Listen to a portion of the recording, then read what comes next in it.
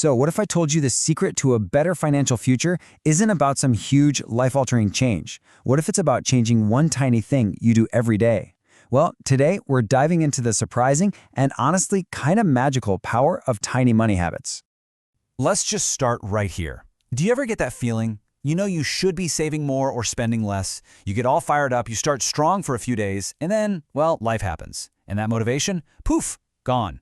If that sounds even a little bit familiar, I've got some really good news. It's not you. You're not bad with money. You've just been using the wrong tool for the job. See, our brains don't really run on willpower. It's like a battery that drains. They're actually wired for something way more powerful: habits. And get this, scientists have found that this number, 45%, that's the chunk of our daily actions that aren't conscious, thought-out choices at all. They're just habits, running on complete autopilot. Think about that. Almost half of everything you do in a day is guided by these hidden scripts in your brain, and that is the secret we're going to tap into. If we can get that autopilot system working for our finances instead of against them, everything changes. So stick with me, because by the end of this, you'll know exactly how to build one tiny habit that can start doing that for you. So to build these better habits, we first need to understand the basic operating system our brain uses. It's called the habit loop.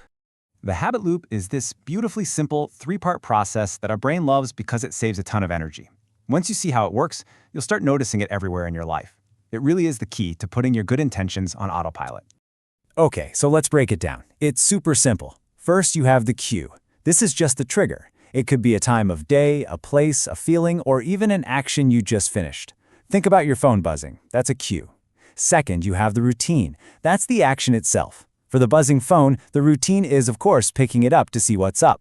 And finally, and this is the most important part, you have the reward. This is that little hit of satisfaction that tells your brain, hey, that was good, let's remember to do that again next time. Now, when we consciously design one of these loops for our money, we create what you could call autopilot finance. Good decisions just start happening automatically, and that means less stress and less of that mental drain from having to make choices all the time. So, let's see exactly how we can put this loop into practice. All right, enough theory. Let's get really practical with two incredibly powerful, totally beginner-friendly habits that you could literally start this week. First up, we've got the micro savings habit. This one is all about building up your savings without even feeling it, by linking it to something you're already doing. And here's the loop in action. The cue is anytime you make a small, fun purchase, like grabbing a coffee or a snack.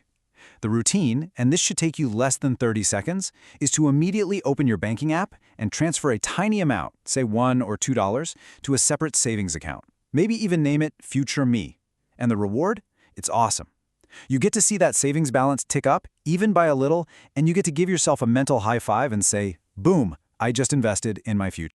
Now, I know what you might be thinking. A couple of bucks? What difference does that really make? Well, let's say you do this just 3 times a week. That's $6 a week. Doesn't sound like much, right?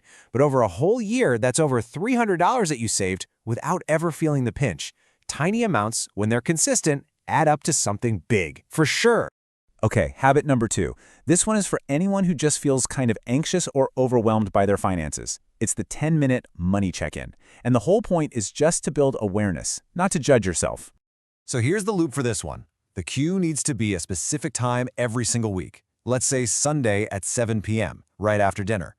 You anchor it to something you already do. The routine is so simple. You set a timer for just 10 minutes.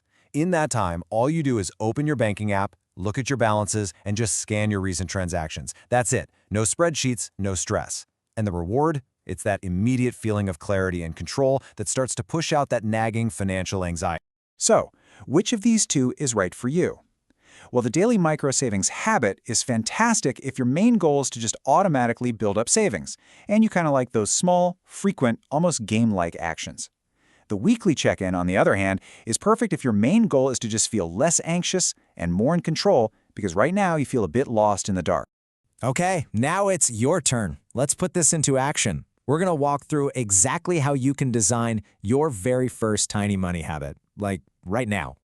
It's a really simple 4-step plan. First, pick just one focus, savings or awareness. Don't try to do both at once. Second, define a super clear cue. Not just sometime this weekend, but Sunday at 7:30 p.m. right after I put the dishes away.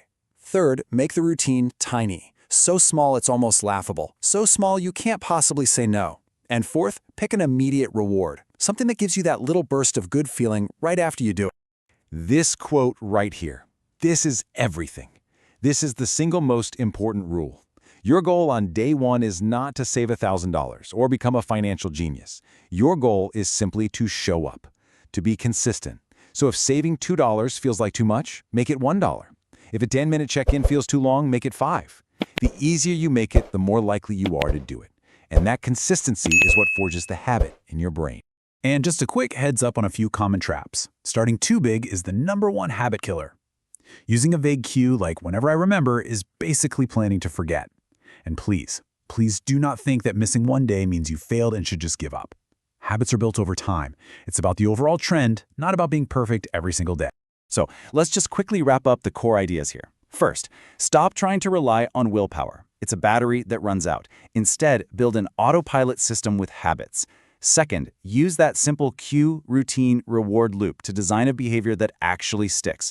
And above all, start with just one habit that's so small it feels easy, because consistency is what creates incredible change over time. Designing these small, smart systems, not forcing yourself to have more discipline, is the real key to a less stressful, more intentional financial life. So I'll leave you with this question. What is the one, maybe even embarrassingly small habit that you're going to start this week? Seriously, think about it, write it down, maybe even drop it in the comments below to make it feel real. Thanks so much for watching.